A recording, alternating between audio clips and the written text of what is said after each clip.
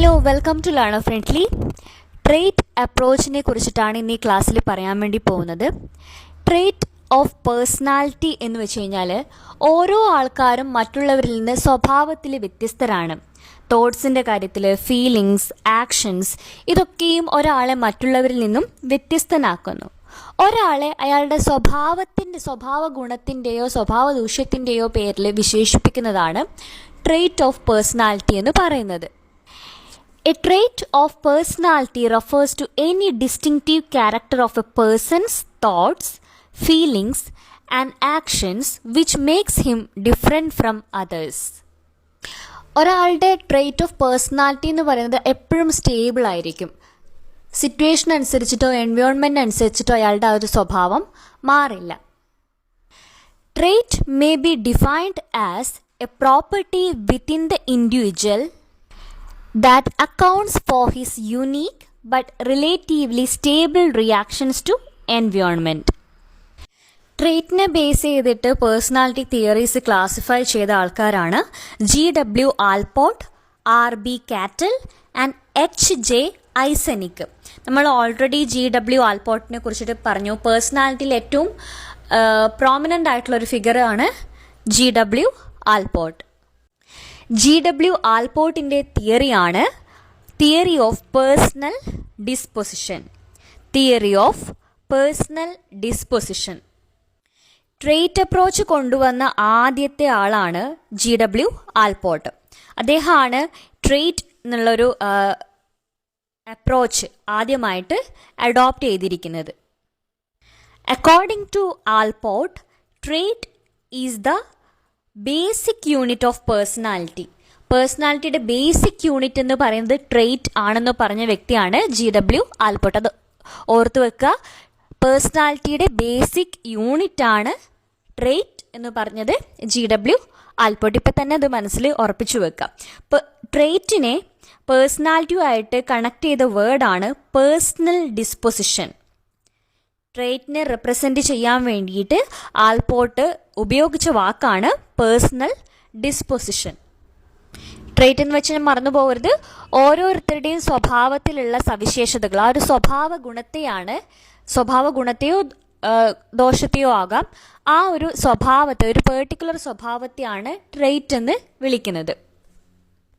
Allport 3 തരം ട്രേറ്റുകളുടെ base ചെയ്തിട്ടാണ് പേഴ്സണാലിറ്റിയെ classify ചെയ്തിരിക്കുന്നത്. 3 തരം ട്രേറ്റുകൾ ഏതാണെന്ന് നോക്കാം. Cardinal traits, central traits, secondary traits.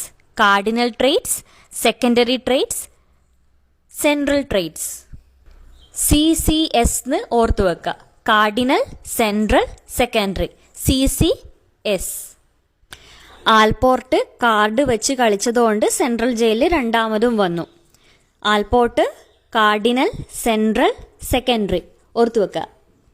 Cardinal trait എന്ന് വെച്ച് കഴിഞ്ഞാൽ പ്രൈമറി ട്രേറ്റ് ആണ്. അതാണ് ഒരാളുടെ മറ്റെല്ലാ സ്വഭാവത്തെക്കാളും ഡോമിനേറ്റ് ചെയ്ത് നിൽക്കുന്ന trait. Cardinal traits are primary traits so dominant in one's personal. നമ്മളിപ്പോൾ ഗാന്ധിജിയെ ഓർക്കുമ്പോൾ അല്ലെങ്കിൽ ബുദ്ധനെ ഓർക്കുമ്പോൾ, ഗാന്ധിജിയെ ഓർക്കുമ്പോൾ അഹിംസയാണ് നമ്മുടെ മൈൻഡിലേക്ക് വരിക. ബുദ്ധനെ ഓർക്കുമ്പോൾ സമാധാനമാണ്. അപ്പോൾ ബുദ്ധൻ്റെ കാര്യത്തിൽ ബുദ്ധൻ്റെ കാർഡിനൽ ട്രേറ്റ് എന്ന് പറയുന്നത് പീസാണ്. എല്ലാ കാര്യത്തിലും സമാധാനത്തോടു കൂടി ഇടപെടുന്നു. ഒരാളുടെ ഓവറോൾ പേഴ്സണാലിറ്റിയെ ഡോമിനേറ്റ് ചെയ്ത് കാണിക്കുന്ന ഒരു സ്വഭാവം ആണ് കാർഡിനൽ ട്രേറ്റ് എന്ന് പറയുന്നത്. ചാർലി ചാപ്ലിൻ്റെ കാർഡിനൽ ട്രേറ്റ് എന്താണ്? ഹ്യൂമറാണ് അല്ലേ? നമ്മളാരും ചാർലി ചാപ്ലിൻ്റെ മറ്റു സ്വഭാവ സവിശേഷതകളെ കുറിച്ച് അന്വേഷിക്കുന്നില്ല. ചാർലി ചാപ്ലിൻ ഓർക്കുമ്പോൾ തന്നെ മനസ്സിൽ വരുന്നത് ഹ്യൂമറായിട്ടുള്ള കാര്യങ്ങളാണ്. ഏത് സിറ്റുവേഷനെയും എങ്ങനെയും തമാശ രൂപേണ കൈകാര്യം ചെയ്യാൻ വേണ്ടി പറ്റുന്ന ഒരാളാണ് ചാർലി ചാപ്ലിൻ. അപ്പോൾ അദ്ദേഹത്തിൻ്റെ കാർഡിനൽ ട്രേറ്റ്, അദ്ദേഹത്തിൻ്റെ സ്വഭാവത്തിൽ ഡോമിനൻ്റ് ആയിട്ട് നിൽക്കുന്നത് ഹ്യൂമറസ് ആണെന്ന് ഓർത്തു വെക്കുക. So cardinal traits are the primary traits so dominant in one's personal disposition. Cardinal traits overrule other traits and thus drift the whole personality of the individual along with them. അടുത്തത് central traits ആണ്. Central traits represents those few characteristic features which can be ordinarily use to describe a person. സാധാരണഗതിയിൽ ഒരാളെ describe ചെയ്യാൻ വേണ്ടിയിട്ട് ഉപയോഗിക്കുന്ന അയാളുടെ personality ഫീച്ചേഴ്സാണ് central traits എന്ന് പറയുന്നത്. അതിപ്പോൾ ഹോണസ്റ്റി ആവാം, കൈൻഡ്നെസ് ആവാം, സബ്മിസീവ്നെസ് ആവാം, ഹെൽപ്ഫുൾ മെൻറ്റാലിറ്റി ആവാം, എന്ത് വേണമെങ്കിലും ആവാം. അയാളുടെ ഓവറോൾ ഏറ്റവും ഡോമിനൻ്റ് ആയിട്ട് നിൽക്കുന്നതല്ലാതെ അയാൾക്കുള്ള ഒരു സവിശേഷതയാണ്. According to Allport, for knowing an individual's personality, we need to know only 5 to 10 such central traits. ഒരാളുടെ പേഴ്സണാലിറ്റിയെക്കുറിച്ച് മനസ്സിലാക്കണമെങ്കിൽ 5 മുതൽ 10 വരെയുള്ള സെൻട്രൽ ട്രേറ്റ്സ് മനസ്സിലാക്കിയിരിക്കണം. അതായിരിക്കും അയാളുടെ ഓവറോൾ ആയിട്ടുള്ള ഒരു ക്യാരക്ടർ എന്ന് പറയുന്നത്. ഫോർ എക്സാമ്പിൾ, നമ്മളിപ്പോൾ മഹാബലിയെ കുറിച്ചിട്ട് ആലോചിക്കുകയാണെങ്കിൽ, അല്ലെങ്കിൽ ജീസസിനെ കുറിച്ചിട്ട് ആലോചിക്കുകയാണെങ്കിൽ, എല്ലാവർക്കും ഹെൽപ്പ് ചെയ്യുന്നൊരു വ്യക്തിയാണ്, ഒരു സഹായ മനോഭാവമുണ്ട്. അത് നമുക്കൊരു കാർഡിനൽ ട്രേറ്റ് ആയിട്ട് എടുക്കാം.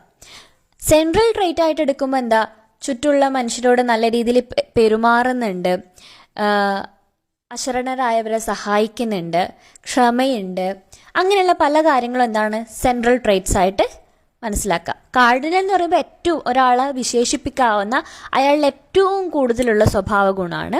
സെക്കൻഡറി എന്ന് പറഞ്ഞാൽ പൊതുവായിട്ടുള്ള അയാൾക്ക്, നമ്മൾ നോർമലി ഒരാളെ കുറിച്ച് ഡിസ്ക്രൈബ് ചെയ്യുമ്പോൾ അയാൾക്കുള്ള പേഴ്സണാലിറ്റി ഫീച്ചറാണ്. ഇനി സെക്കൻഡറി ട്രേറ്റ്സ് നോക്കാം.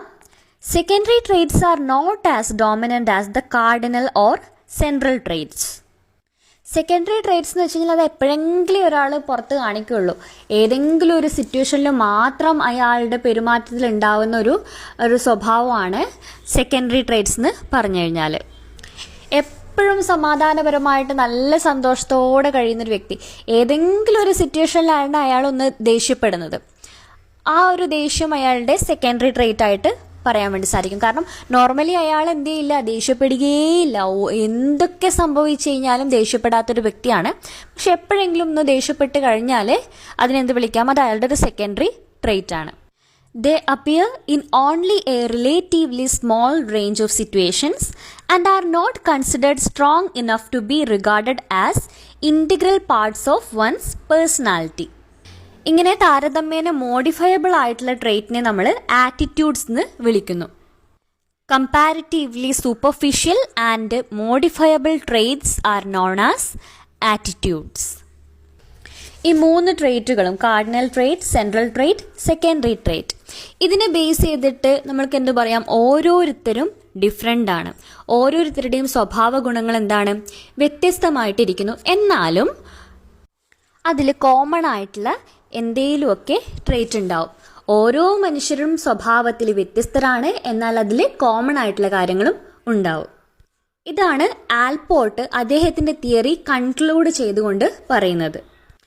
Alport emphasized that every individual differs from others, but at the same time has common traits, at least within the limits of cultural norms. ഇനി വേറൊരു കാര്യം, കാർഡിനൽ ട്രേറ്റുമായിട്ട് ഏറ്റവും ക്ലോസ്ലി റിലേറ്റഡ് ആണ് central traits. Central ട്രേറ്റ്സുകളാണ് ഒരാളുടെ cardinal ട്രേറ്റിലേക്കുള്ളൊരു വഴി ഉണ്ടാക്കി കൊടുക്കുന്നത്.